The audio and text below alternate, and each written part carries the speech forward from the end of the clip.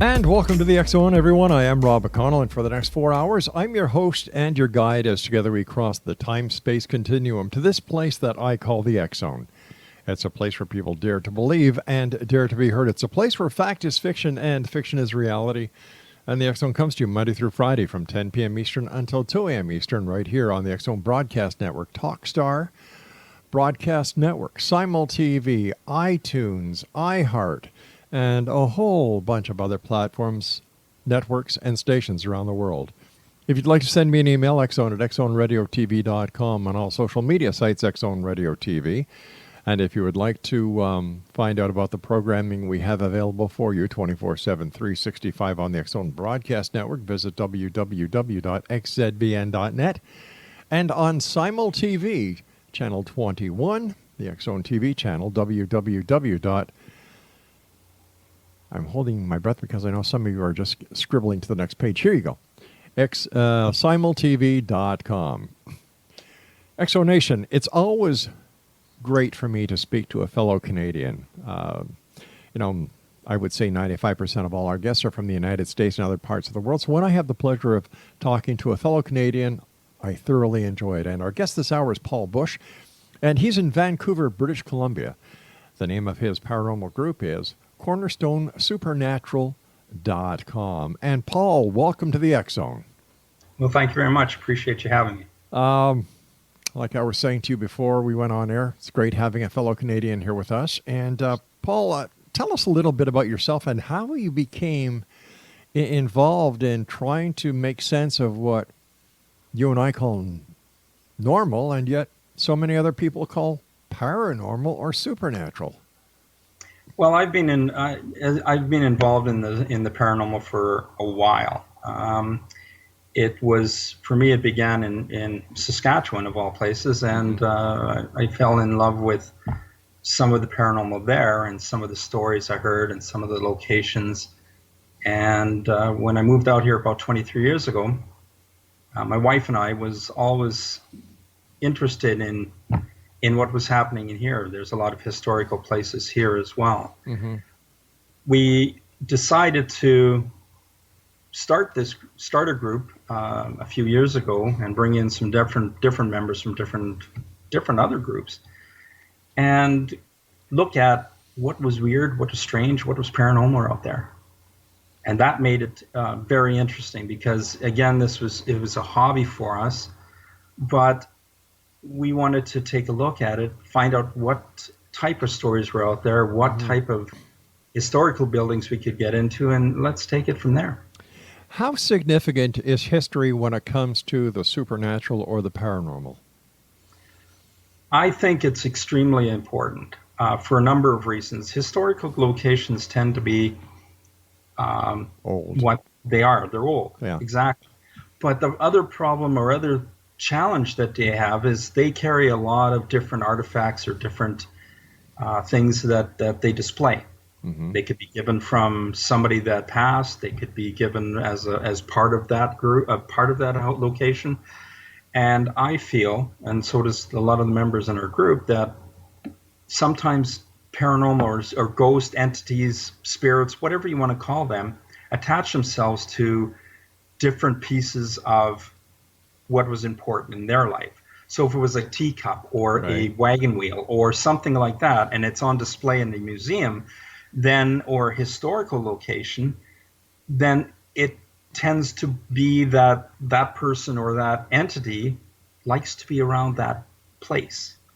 And so historical locations definitely have a lot of, let's say, paranormal activity, or even if you want to call it things had happened that we can't explain. So can we call it residual history?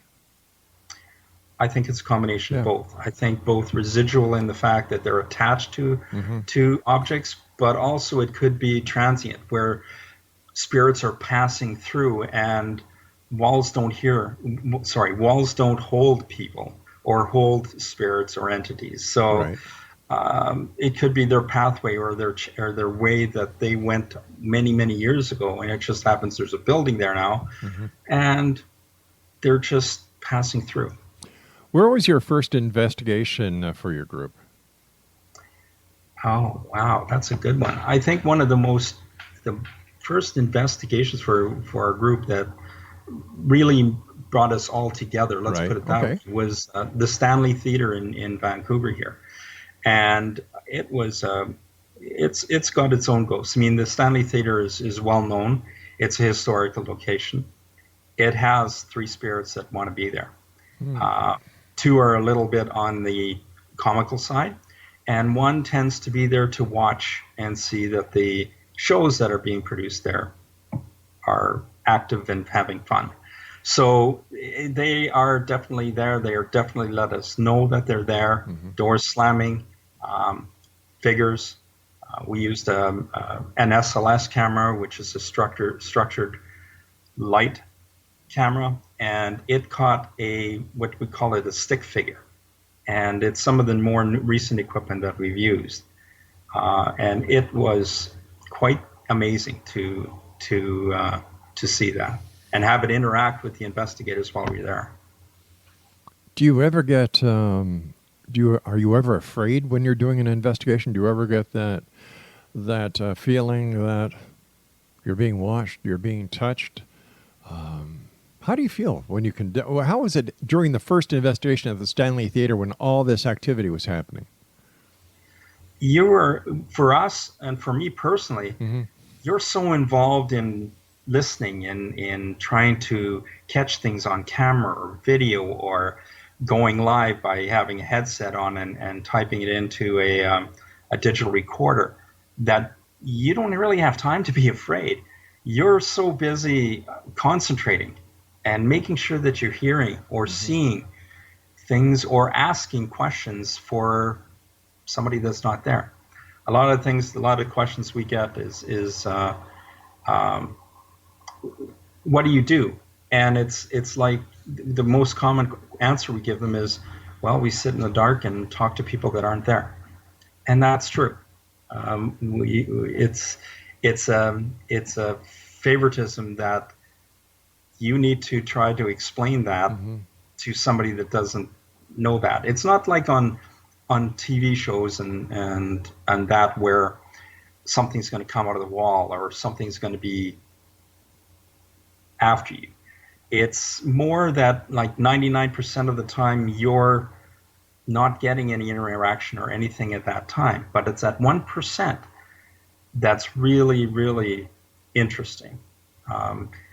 The other 99%, you're listening to recorders, you're going over video, you're going over photographs, you're trying to make sense of maybe something that you heard in the theater or in the historical site. So it's not all fast paced. Yeah, it is. It's not because if you're doing a video presentation for a show or anything like that, you're not there for 2 or 3 hours. You're there for a long amount of time. So you're tending to try to get all of your ducks in a row in a very short period of time. So how long would the average investigation take you and your team? It all depends on the location, but I would say we average anywhere from 2 to 3 hours. Wow. And that's including setup of equipment.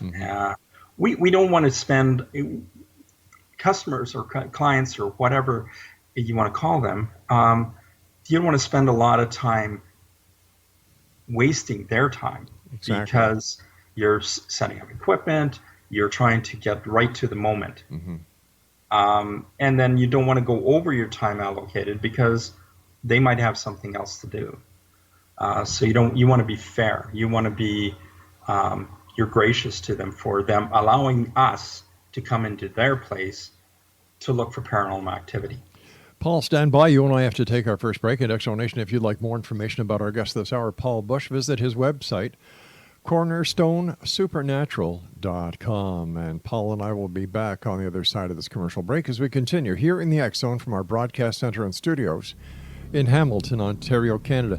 Don't forget the X-Chronicles newspaper for May-June 2019 is available with our compliments online at www.xztv.com. xchroniclesnewspaper.com. You can go, read it online, download it, send it to your friends, get the word out there. 92 full pages, color, with some of the most leading stories in the world of the paranormal and the science of parapsychology today. This is the X Zone. I am Rob McConnell. Whatever you do, don't go away.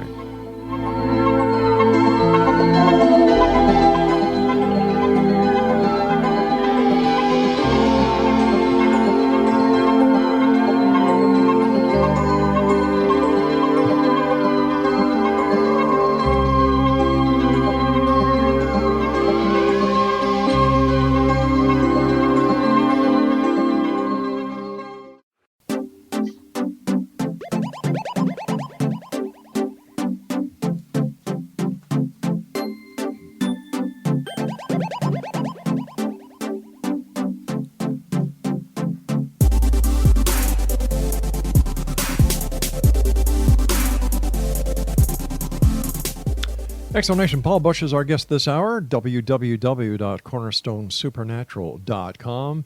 Paul and his team are based in Vancouver, British Columbia, on the west coast of Canada. Paul, why do you think that these spirits hang around? Why don't they go to the light? Why don't they go to heaven or wherever other spirits go? What attracts them to stay in one location, like the three spirits at the Stanley Theatre? I think that, it's sort of like if you, give you another example, in Vancouver, if you ever get down to the Irish Heather, it's a great bar in downtown Vancouver. Hey, wait a sec, Paul. Any bar that has the word Irish in it has to be a great bar. Yes, and it's a great little spot. But if that was your place, like you just said, commented that it would be it's a great place. Yeah.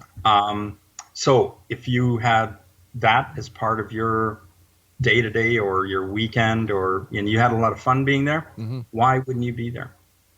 Well, let's say I was married and I used to go to the pub just to be with my friends.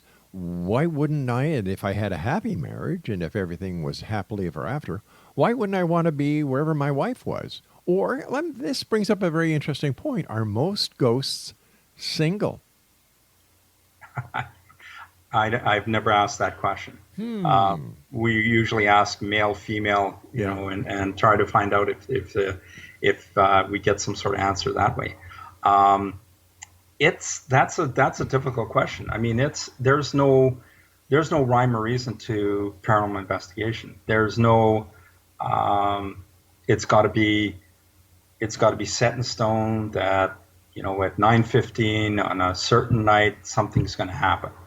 It's whether it's attached to an individual, and that happens. I mean, if you've had somebody pass in your family that you're very close to, and suddenly you get the feeling of somebody, like you said, watching you, or that you have a feeling of that individual being around, or the smells or anything like that, it's a possibility of that. There's no real reason for it to be set on certain types of places or locations or individuals. It could be all of them. Well, what do we know about ghosts, spirits, with all the investigations that are going on at any given time? There's thousands of groups in the United States, thousands of groups in Canada, as well as all throughout the world. What have we learned in the last 10 years when it comes to what a ghost is or what a spirit is? I think that's still to be decided. Everybody's got their own opinion about what a ghost is. Right. Everybody's got a different reason for being in it, in being in a group or being in a paranormal investigation. I think it's up to you to decide if that's important for you or not. I don't think that there's any set standard for people or groups to say, this is the reason why we have these events or we have these situations happening. I don't think that that's really all part of it. I think it's up to the individuals. It's just like going into an investigation. If you've had a bad day and you've got a group of 6 people going into an investigation, or let's reverse that. Say you're going into a meeting. Mm-hmm. One person has had a really bad day. You go into that meeting takes forever. Yeah. If you go in with everybody's had a great day, everybody's got some positive attitude, Mm-hmm. you go into that meeting, wow, it really wasn't a meeting. It was a great time. We went on, boss was great, yada, yada. It is exactly the same of going into an investigation. If you're positive, if you're feeling good about it, then, and your group is good about it, you're going to have some good experiences. If you have some negativity in that, or you've had somebody that's had that bad day as part of your investigation team, you're not going to get as much activity or communication as you would want. I think that's true. Then let me ask you this, Paul. What is the ultimate goal of investigating the supernatural? What are people hoping to find? Because, when you do an investigation, you're looking for evidence to either, I know when I was a cop, to either arrest or clear. What is the purpose of a paranormal investigation then? We get called into places, or we get referred to places for paranormal investigations to find out what is there. I see. Another example is there's the Water Street Cafe in downtown. It has, and I can talk about these locations because they've given me permission to do so. But that place has had stories about a body being dragged across the roof and other activity. We did an investigation there, and we found absolutely nothing. We found some high K2 activity, EMF activity behind a bar, but that was because there was a compressor behind there. So whenever an individual was in the bar serving drinks and he felt somebody was watching him, well, the reason he was because he was sensitive to the compressor that was behind him. We go in trying to figure out why there's been paranormal activity. Now, whether that's paranormal activity that we cannot explain or paranormal activity that we can explain. Could be wiring, could be an old house with wiring going through, and we were at another location. It happened to be a museum called the Haney House, and one area on the floor was just really active, set off our meters, set off everything that we had. We found out later that it was old wiring leading to a lamp that was in the dining room on that particular hallway. So it was something that we could explain, but anybody walking down that hallway would feel very weird, will feel lightheaded if they were sensitive to that type of activity. So if we can go in and help a group or a location settle some fears or settle some aggression or feelings that they're being watched, we can do that. There's the other two people use that for find out paranormal activity about my place because I want to use that in my advertising, and that happens. They want to talk about it. They want to say, "Hey, look, Paul was in here and Cornerstone Supernatural was in here, and they did their thing, and geez, they got these EVPs, or they got this picture, or they got some SLS happening," and they want that so that they can give that to their customers who are also, hey, is this place haunted? Yeah, it becomes part of the paratourism industry. Exactly. Yeah. And that's big. It certainly is. It's a multi-billion-dollar industry that the government just hasn't figured out how to tax yet. True. Yeah. True. And we go into locations and we don't charge for it. So we do it just for the thrill of it, but also to see what's out there. Plus, you do it to help those people who are really concerned and who have either fears or questions. And sometimes we cannot explain that. We might be going into a place. It could be a residential, and that person is experiencing some really profound feelings and hearing things and sensing things, and we go in there and we do our thing, and we can't find anything that would promote that. Right. And that's hard to tell somebody that, look, we did a paranormal investigation and we couldn't find anything there. And you can come back and do it again. People pay for having their houses cleansed or other things. I mean, it's all part of, I think, a question that we can't answer. And that's unfortunate because I personally, I like to go in and keep it clean. Sure. But there's times that you just go, there's nothing here, or there is something here. And how to explain that to an individual that's deathly afraid of what's happening to them? Do you or your group do you see an increase in demonic presence? Or do you think that the demonic aspect of the paranormal supernatural is being used as a way to enhance paratourism? Personally, Yep. I've never come across something demonic. I have come across negative spirits, where it's feeling dark. Like we were in a church, believe it or not, and there was two spirits there. A little girl that would run across the roof and have all sorts of fun.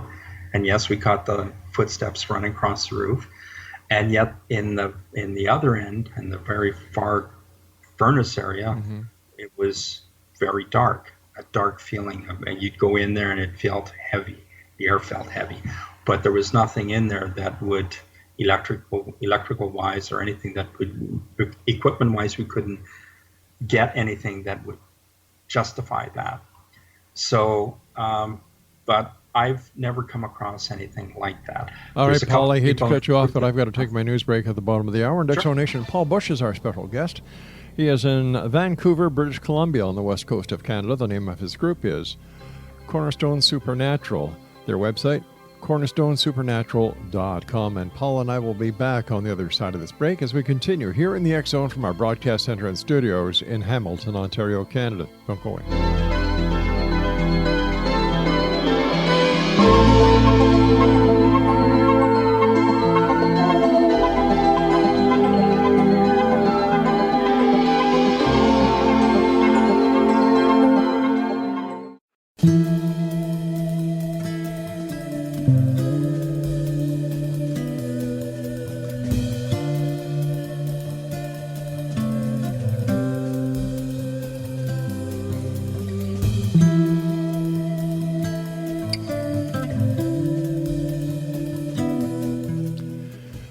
Paul Busch is our guest this hour here in the X Zone. His website is www.cornerstonesupernatural.com. And Paul and his group are in beautiful British Columbia, the city of Vancouver.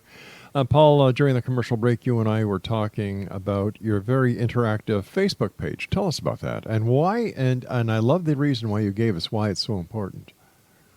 Well, it's Cornerstone Supernatural group on Facebook. And one of the things that you find is people are and it's a closed group, and there's a reason for that. A lot of people are afraid to tell their stories.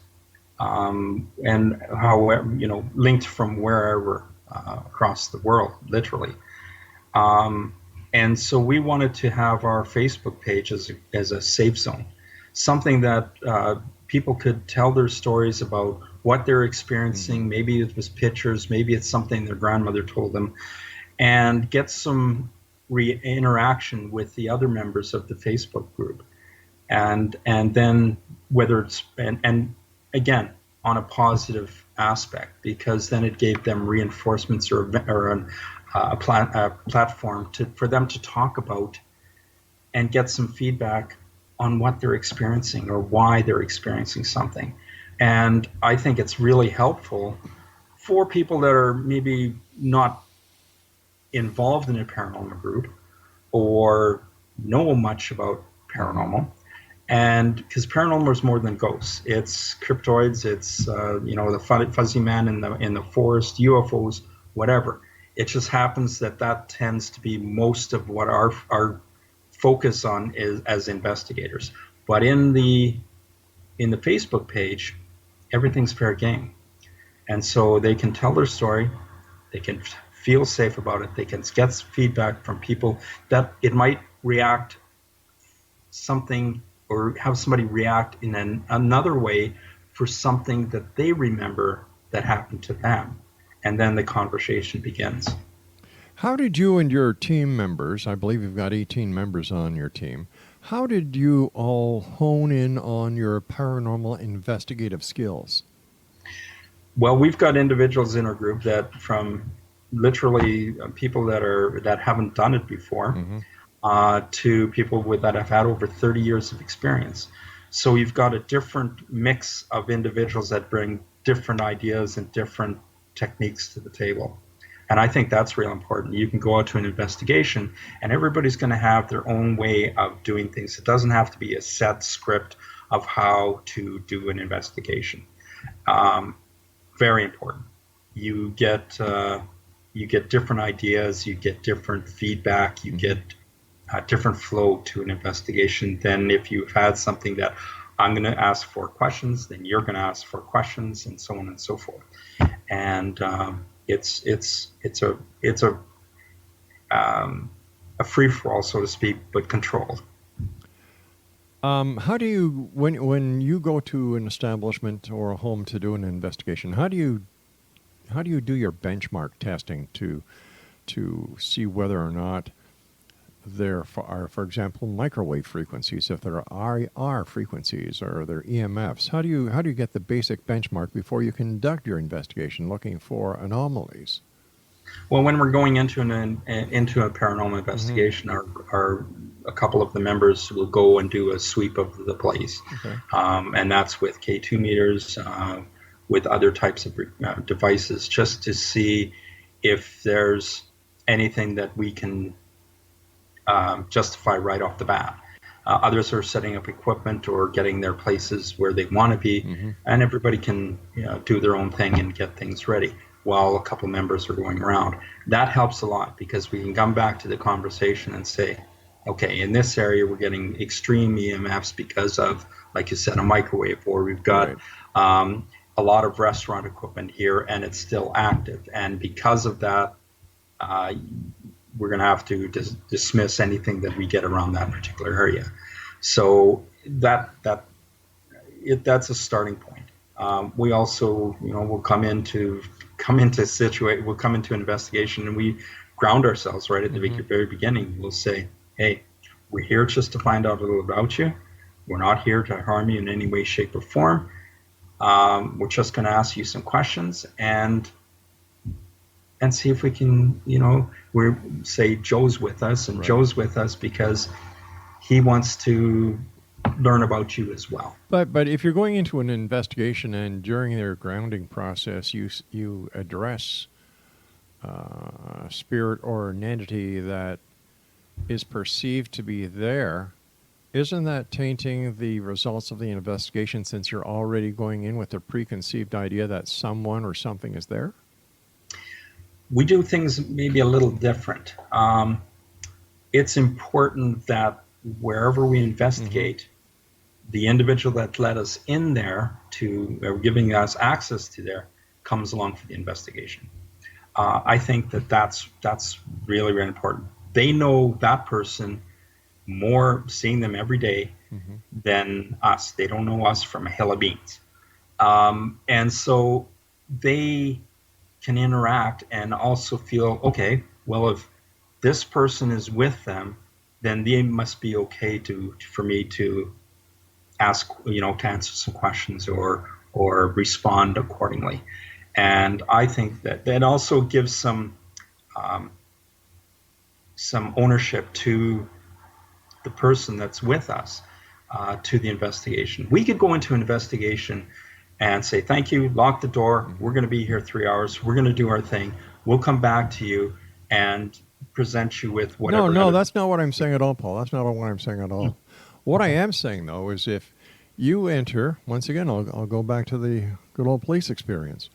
When you enter an investigation with a preconceived idea of how the crime was committed or whether there is a suspect, that is a tainted investigation. So why wouldn't the same apply here to a paranormal investigation when you go in as investigators? Now, when you say, okay, we're here to do this, that, and the other thing, we're not here to harm you. By virtue of saying that, aren't you then admitting that there is something in this investigation, or that you have already predetermined that there are spirits or unknown entities in that location? That's a good point. I think that if you can work with the spirits that are there or not, you still got to have some sort of baselines in order to work things through. Okay. You can't just, like I said, you've got the two individuals sweeping the room to find out if there's anything that we have to watch for that are normal, and then you throw that aside, but you still have to work with what's in that room. But you don't know what's in this room, so how can you work with something you have not established that is there? But you have to assume that something in that you have to. Then that's not an investigation. Then that's not an investigation, because you can never assume anything during an investigation. An investigation's results are based on fact and evidence. Here's the policeman coming out at you. If the individual that let you in there has said that he's having these experiences, right, then that's already set the baseline for you to go in and find out, okay, what are these experiences that you're having?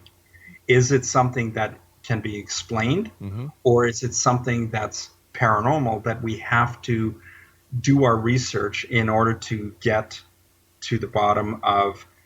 Maybe it's a squirrel in the attic. Right. Does a person's religious beliefs have anything to do with how an investigation is concluded? No. And I say that for a reason, is because in our group we've got people that believe. Yeah. We've got others that don't. So you don't go in there with the thing that there's an almighty that's taking over everything.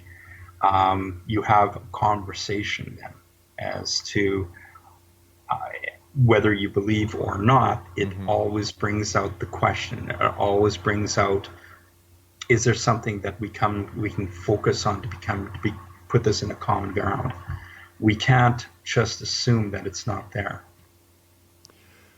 So basically what you do is you leave any religious connotations or religious beliefs at the door. Yes. Gotcha. Yeah, you have to. I mean, I personally, I'm an assisting minister. And so for me, I've got lots of different things that I can think about going in, but I don't bring that with me. We've got other individuals that are extremes, like that have that psychic or that medium experience. Others that believe in something other than a higher figure. So no, it's got to be. You got to have a little bit of everything.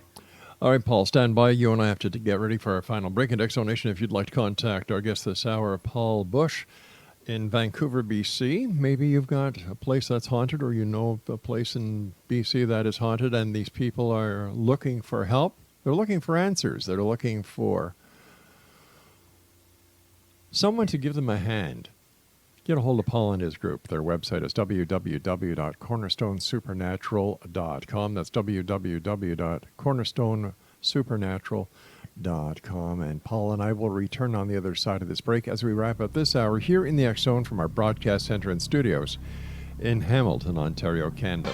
Don't forget, the X Chronicles newspaper, May-June 2019, is available online at xchroniclesnewspaper.com. And to find out about all the radio programming we have for you 24/7, 365 on the X Zone Broadcast Network, visit www.xzbn.net. And for the X Zone TV channel, visit simultv.com. I'm Rob McConnell. We'll be back as we wrap up this hour here in the X Zone from our broadcast center and studios in Hamilton, Ontario, Canada. Don't go away now.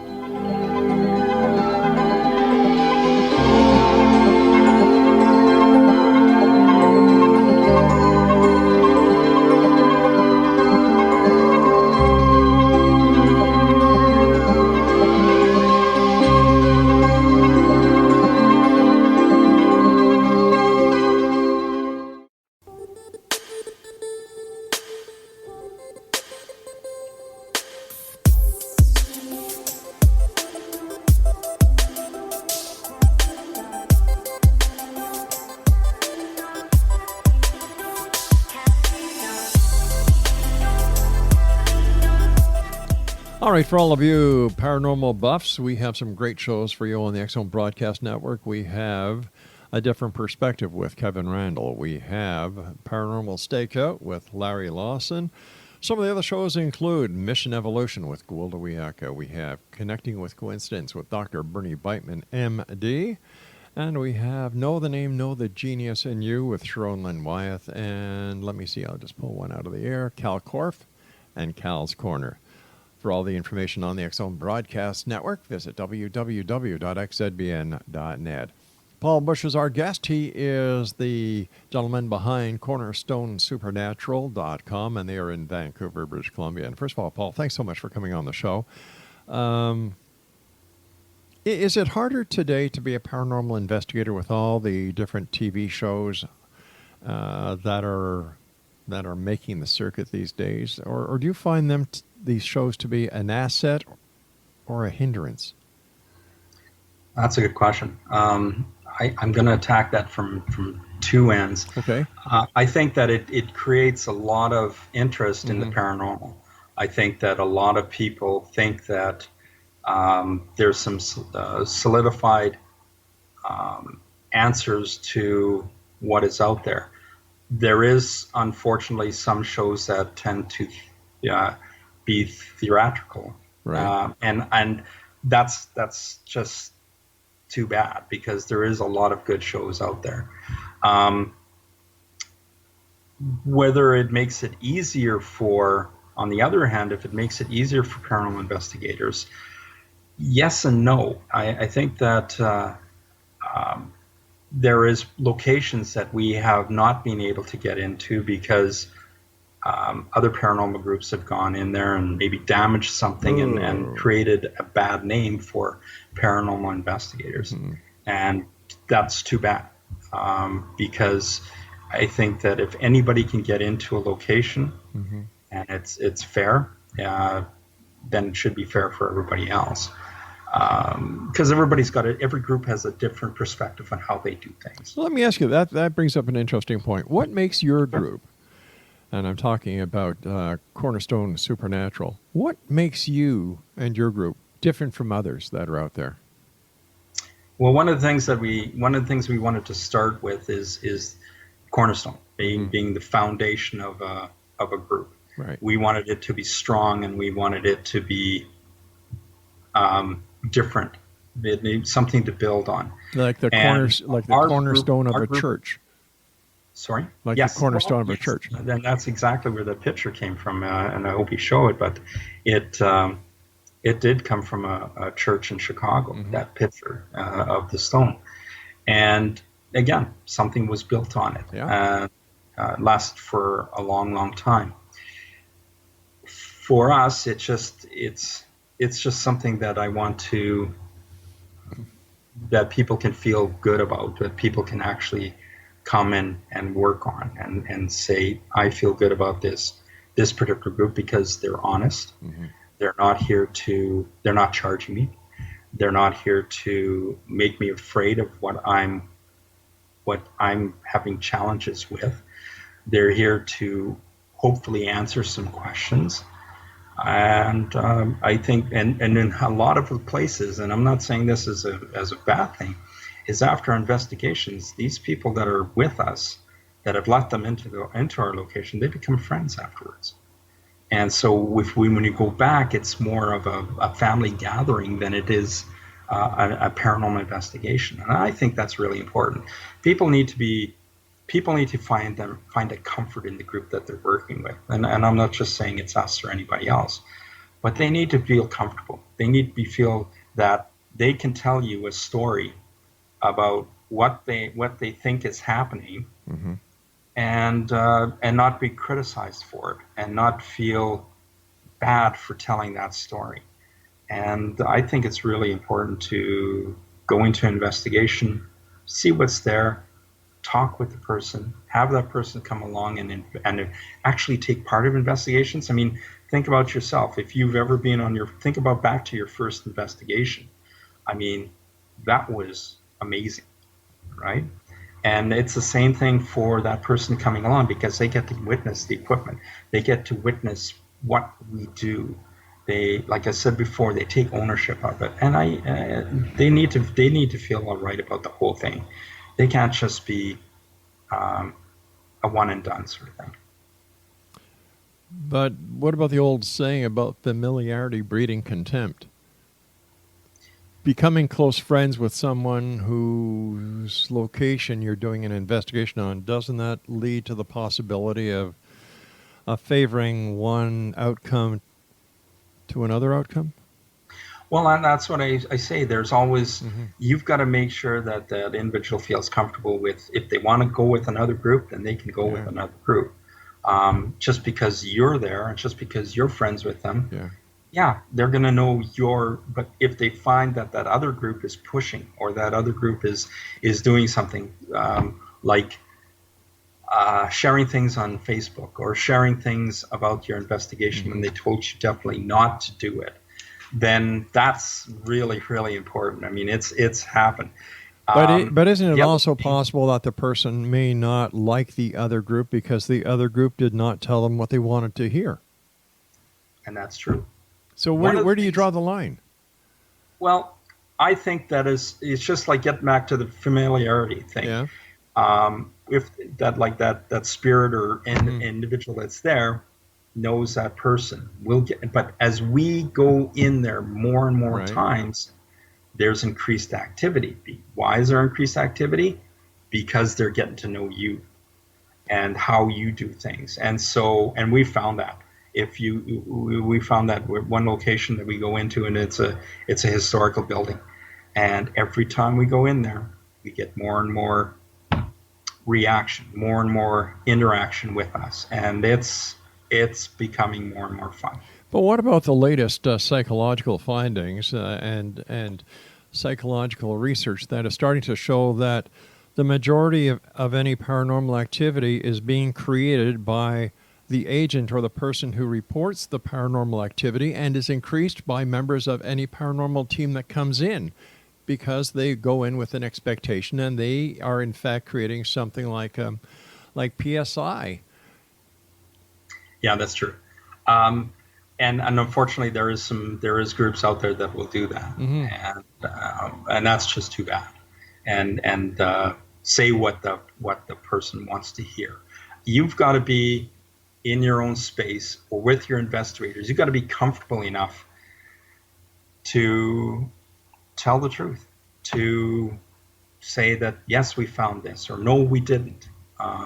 But Or you were there and let, you heard that, but we never caught it as actual physical evidence. Okay, and this brings me back to what I was saying earlier. You go into a place and you show respect, talking to the spirits, telling the spirits that you're there to help, you're not there to hurt, and so on and so forth.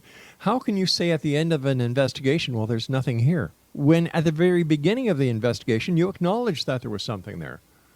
You're assuming that there is something there, either that because somebody has said something. Mm-hmm. So you can't go, for us, we cannot go into a location and not assume that there's not some sort of paranormal activity there. But if you go in and the assumption is there that you are, by the very idea that you give this respectful acknowledgement to spirits or ghosts when you start prior to the investigation, how can you legitimately say at the end of the investigation there is nothing here?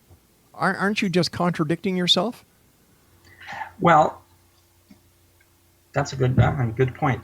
I think that it's sort of like giving paranormal Miranda rights. That you're there to try to talk to something that's not there. You're hoping that if you do catch something, at least you made that acknowledgement at the beginning.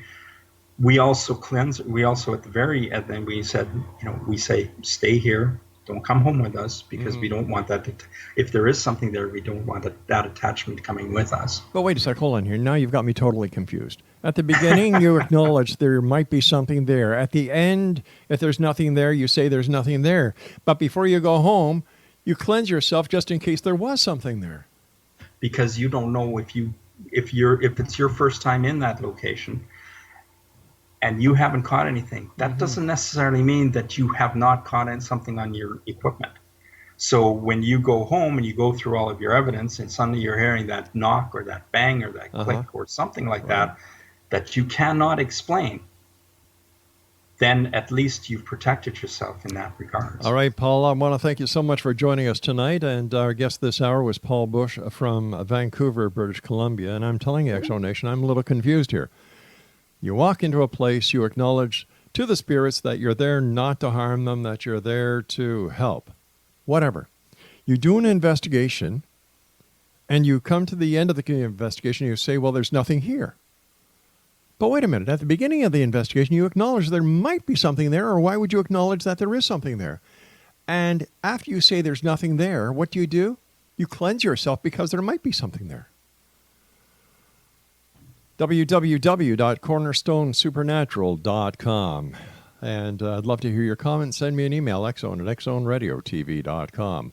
I'll be back on the other side of this commercial break as we continue here in the X-Zone from our broadcast center and studios in Hamilton, Ontario, Canada. Don't forget, www.xzbn.net is our website for all the X-Zone Broadcast Network shows and for the X-Zone TV channel on SimulTV, www.simultv.com. I'm Rob McConnell. I'll be back. Don't go away.